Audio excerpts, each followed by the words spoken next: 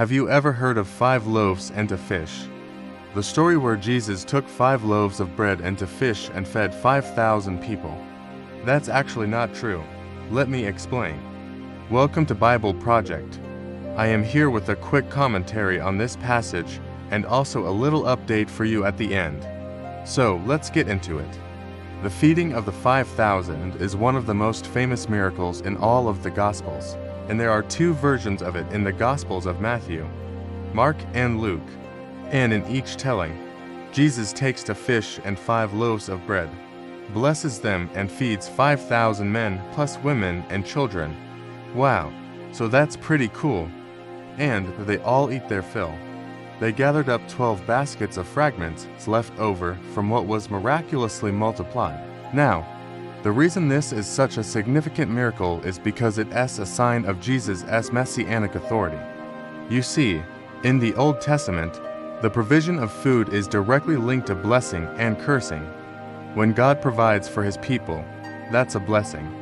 And when He doesn't, or worse, when other nations provide for His people, that's a curse. And so by providing this massive amount of food, Jesus claims to be the Messiah, the one who has the authority to bless His people and take care of their needs. Now, if you look closely at the text, you'll notice something really strange. In Mark 6:37, it says, "They were about to leave Him and go away. But when He saw this, He said to them, 'Truly I say to you, if you have faith and are not hypocrites, you will not only be able to heal the sick, but if you lay a hand on a fish, it will become to fish. If you lay a hand on a bird of prey, it will become 5-fold.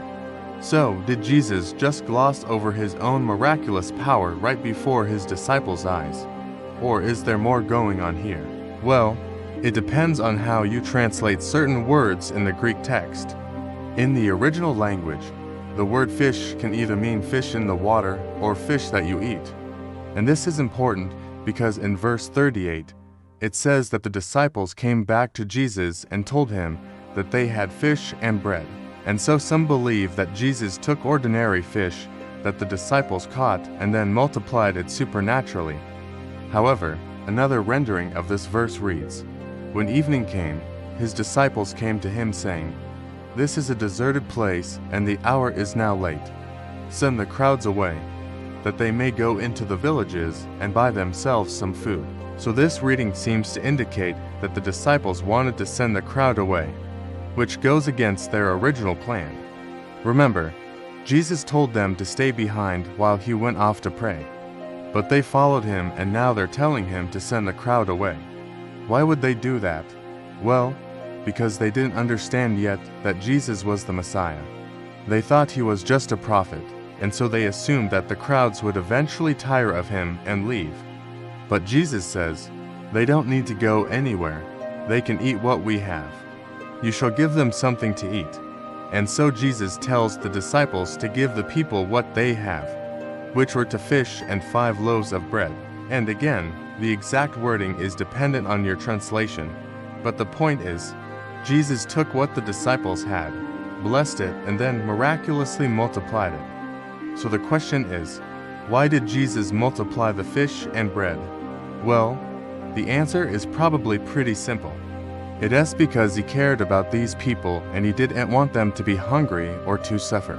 He had compassion on them, and so He gave them everything they needed.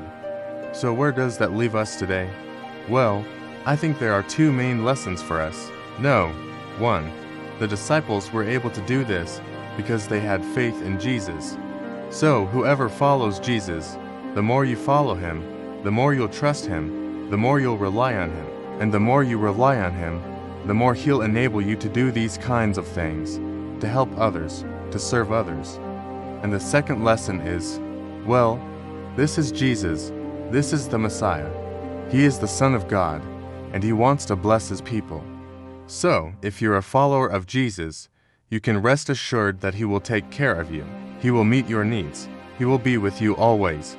And you never know when He might surprise you. So, just like the disciples, be ready for anything. Okay, that's it for me today. Oh, and before I forget, I just wanted to let you know that our new series, Gospel of Mark, Part 2, is now live on our app and website and podcast platforms. This is the second half of our Gospel of Mark series, which means we're getting close to the end of our first 5-year plan to walk through the entire New Testament. And I can't believe how fast the time has gone by. I remember starting this project 3 years ago, and now we're finishing up Mark. So, we're really excited about that. And you can listen to the new episodes now. And if you want to be involved, you can check out the link below. And if you haven't already, you can subscribe to our channel so you never miss an update. Also, please make sure to like and share this video with your friends. Thanks so much for watching, and until next time, let the peace of Christ be with you.